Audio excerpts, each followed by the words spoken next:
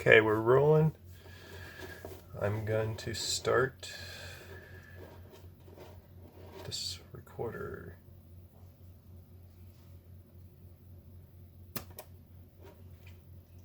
Okay, here we go. So first off, we have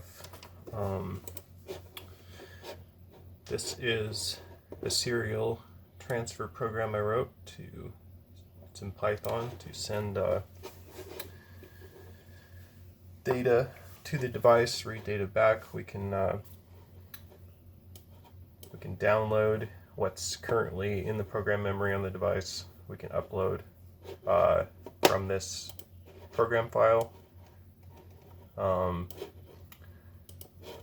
We can print how many bytes are stored in this program file, or we can convert it to binary. That's still a work in progress. But so just as a quick overview of what this program is, here's all our variables. When we read that file, converts it to the integer values, stores it in this array here, a list, I guess, in Python, and then then we can deal with it from there. And it has to get converted to a byte array first before sending it over serial. So that's just how that works. Like, we can go over here, do a quick, let's just see how many bytes are in this program here. 127. So we're right at the max on that. Convert to binary. You have to be connected to serial to run the other, to upload or download. But so that's that. Just going to show a quick example of reading and or writing this program right here to the device over serial. So turn it on. I want to go to run mode, which is both LEDs off. Hit that. So program with the LED 0, that's our serial program. Hit that, it'll blink. Oops, okay.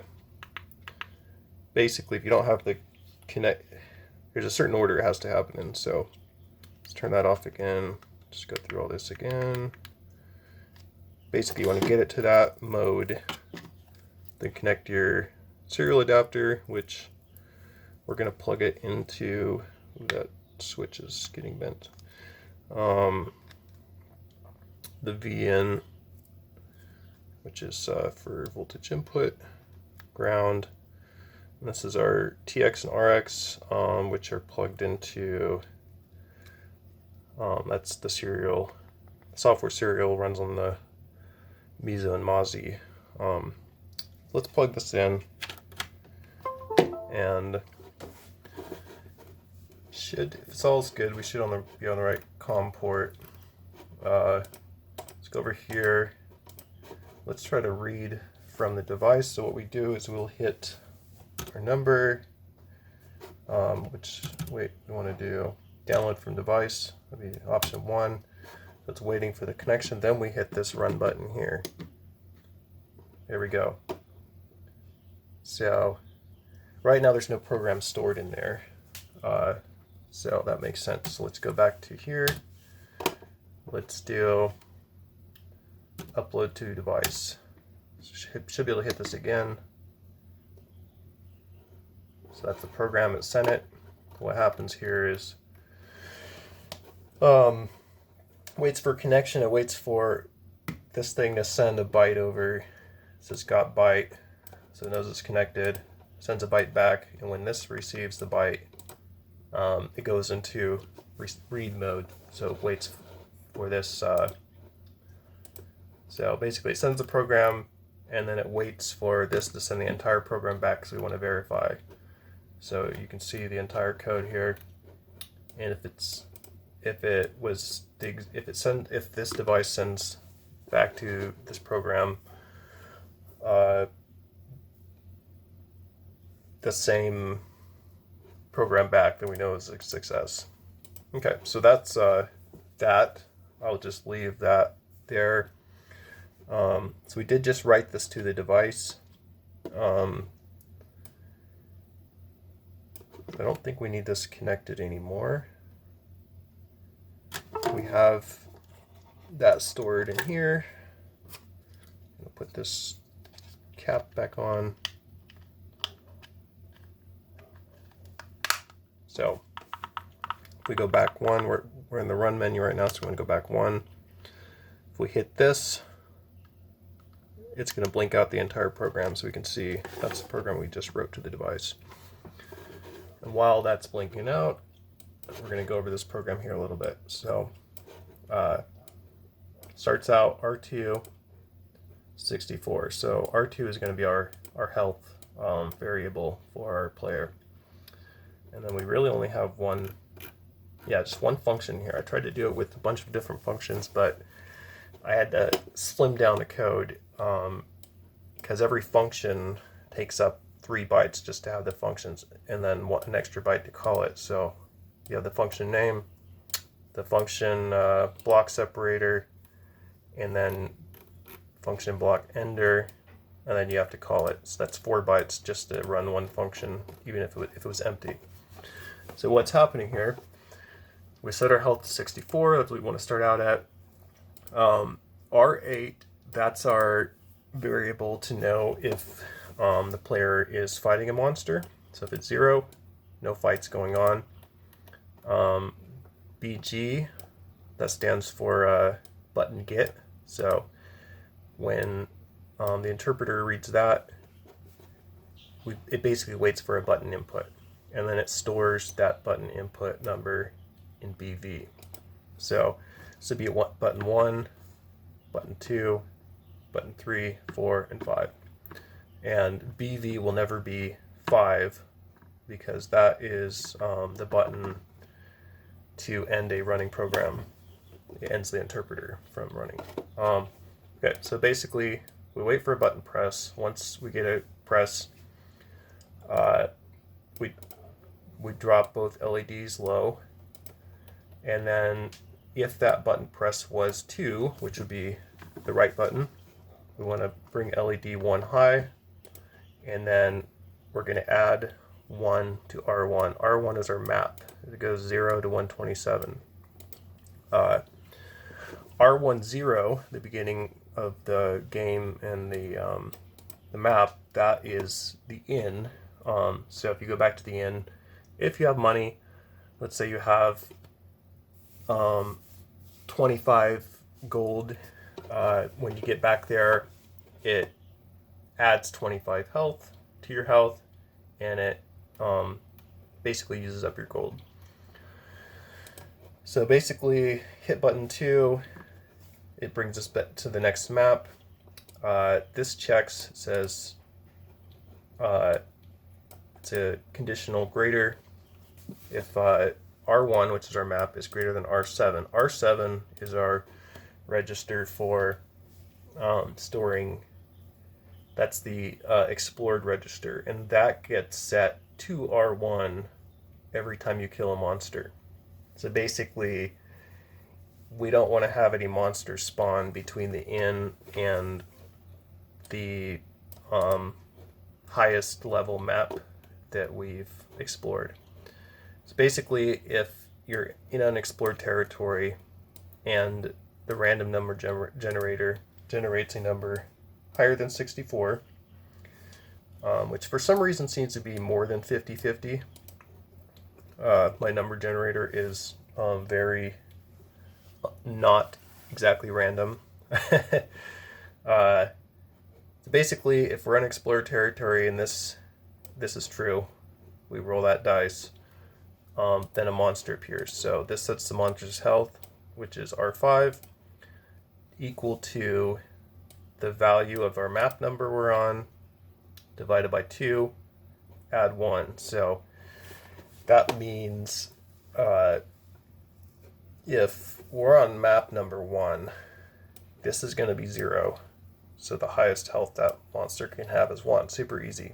But then if we get to map number 100, divided by 2, that's 50. That's going to be 51 health.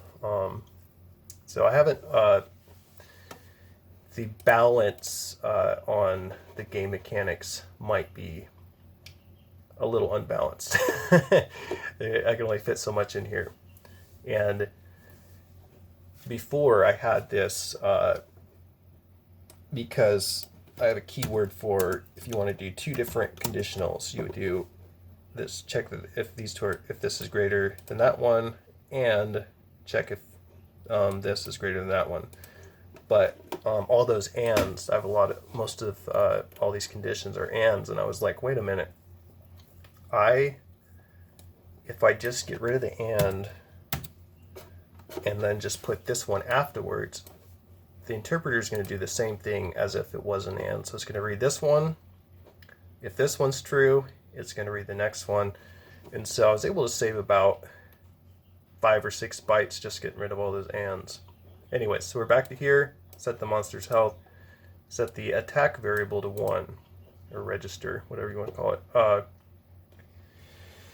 And that basically says, hey, a monster's attacking.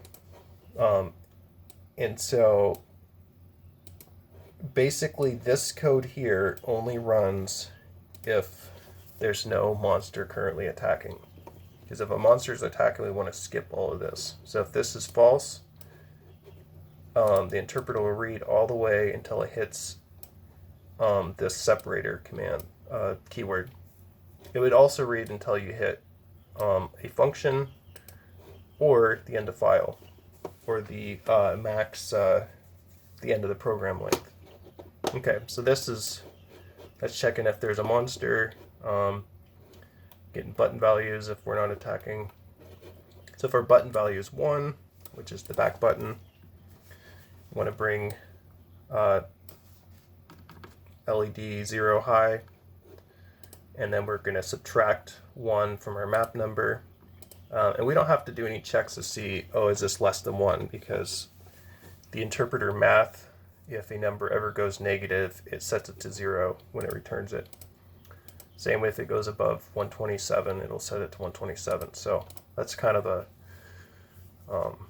that kind of helped us out here. If we had to do those checks, we wouldn't have enough room to write this program. So then we basically say, hey, we're not attacking anymore. Hold on a second. So we go back.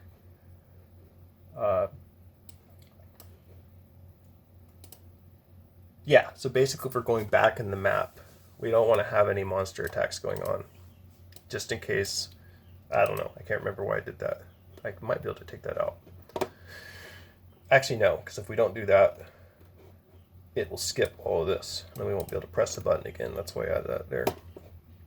So after that, we check, okay, are we at map 0? And if we are, we add the value of our gold variable, R3, to R2, and then we set R3 to 0. We just want to spend all our money on resting up. Originally, in the original code, I had this set so you would only spend 64 gold at a time, or however much you had. But I'm like, I had to really slim this down. So we set R3 to 0. That's our gold. We basically use up our gold, and then we're going to blink out the binary byte for R2, which is our health. So if we just got some health or tried to get some health, we want to see what our health is at before we go back out. Okay, here we are. So if R8 is equal to 1, this is our attack register. If it's equal 1, that means a monster's attacking us. So we want to bring both of these LEDs high. That's how we know a monster's attacking. And then here's where we get our variable for how much the monster is going to attack us. So this is R6 is where we store the amount of damage the monster's going to do on this attack. We get our random number, we add the map number to it, we add the health of the monster, and we divide that by 12. I'll have to play this more and see if it's actually beatable. Let's see, what's the max that could end up at? Let's say we rolled 127 on our random number plus, let's say we're on map number 126, which is the last map you get to before you win. Let's say the monster has, how do we set our monster's health? What's the max health? It's the map number divided by 2, add 1. So 126 divided by 2 is 63 plus 1, 64. And then we divide that by 12. I don't think you'll see the calculator, but I'm just going to do this real quick. Okay, so the highest damage a monster can do to us is 26. Oh, and in this interpreter, we can add comments like this. When the interpreter hits a star, it basically skips until. So this is the max damage that a monster can do to us. Let's just do this up here. The max health a monster can have, let's see, that would be 126 divided by 2 plus 1, that's 63, so yeah, 64. So that's the max health that the monster could have. Okay, let's keep going. So basically, so we set that, whatever that calculation is, that's how much the monster is going to hit us, then we subtract that from our health variable R2. And then after the monster attacks, we want to set our attack variable to 2. That basically pushes it over into the player attack. And I originally had this so each time there's an attack, you have to push a button. But now it's automatic. You hit a monster, you just duke it out. There's no running from it, nothing. You either live or you die. So let's go on to that. So this is how we're calculating the player's, how much damage the player does. So let's just do this calculation here quick. So R2 is our health. Let's just say we have max health, which is 127. Let's do it like this. The order of operations, this interpreter does math. You got to take some head scratching to really figure out how to do it to make it work to get the number you want. So 127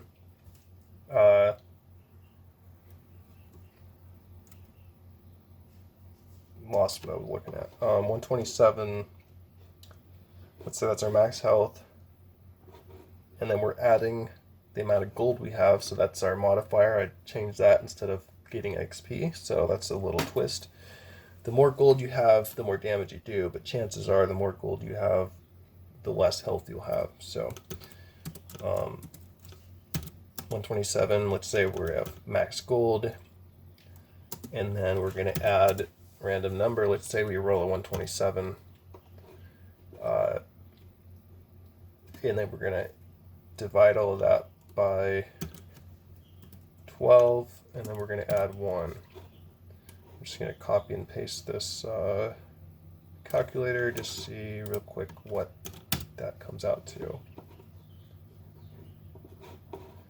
32. So the max damage we're ever going to do is 32. I'm just going to shorten this up so it doesn't bump to the end of the line. I had to like way zoom in to make this readable on the screen recorder. Okay, so that's our hit. Let's just say the max damage we're going to do is 32. So we're going to subtract that from the monster's health, and we're going to set R8 to 1 just in case the monster's still alive. Then it can attack back. And then I'm not sure why I put a sleep 1, so there's a 1 second delay there. Oh, that's what it was. So anytime you run into an attack, we want these LEDs to go high. If I didn't put that in there, it's going to loop all the way around and set them low. Especially if you kill the monster, it's just going to... Anyway, so that kind of adds a little bit of time going on there. So if the monster's health is equal or less than 0, we're going to set that explored register 7 to equal to the map that we're on. And then this is calculating how much gold we get. Let's check this out. So we got our current gold. Let's just say we have 0. We're gonna add, let's say we're on map 126, and then we're gonna divide that by 2 and add 1. I don't know why I was adding 1. I think you just weren't getting very much gold in the beginning of the game. So that's like the max gold we could get at any given time. Divided by 2.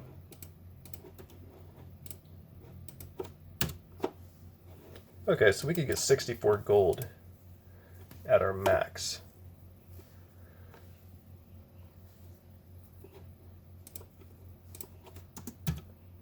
That might not be enough. All of these were more complicated at one point, but I had to slim them down to cut some bytes out of the program. Basically, I started out pretty complicated and then...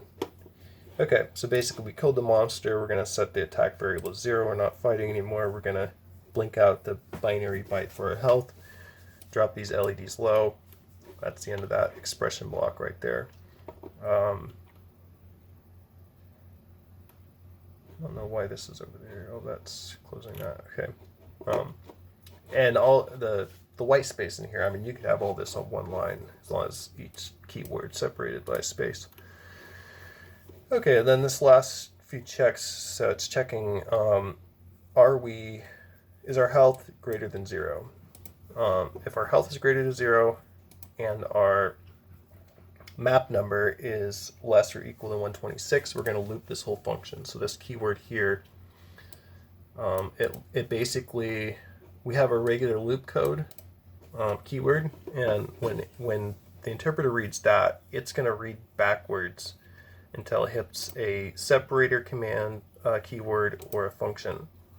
So we can't use this to loop the whole function unless we have, because we already have separators in here. So this keyword here will loop this section here. The loop function, it's going to read back from this point all the way back to here and run it over again. So that's saying if we're not dead and we have it won by reaching map 127, loop it. And then right here we're checking, okay, are we at 127? If so, we won. We're going to blink out -1, which is just all ones on the LED. And we're just going to keep blinking that because we want the player to know they won. If our health is 0, it's going to say, oh, that's not true. We haven't reached the end. Skip this. It's going to say, hey, we haven't reached the end. Skip that. We don't loop. That's the end of the function, end of the program. We're just out of the game. So we know we died. So basically, this is the one function we have, which I'm going to rename this to function 1, just because I don't know why. Because that's the only function we have. We just call that, that runs all that. And then when you're typing in programs directly on the device, you don't need to put the end of program keyword in, but I added that. Basically, this program here that transfers it over serial, I can't remember why, but it just made it way easier having that in there. So you could save a byte by getting rid of that. And that's the program. So I'm going to turn off this recording and then take a little video of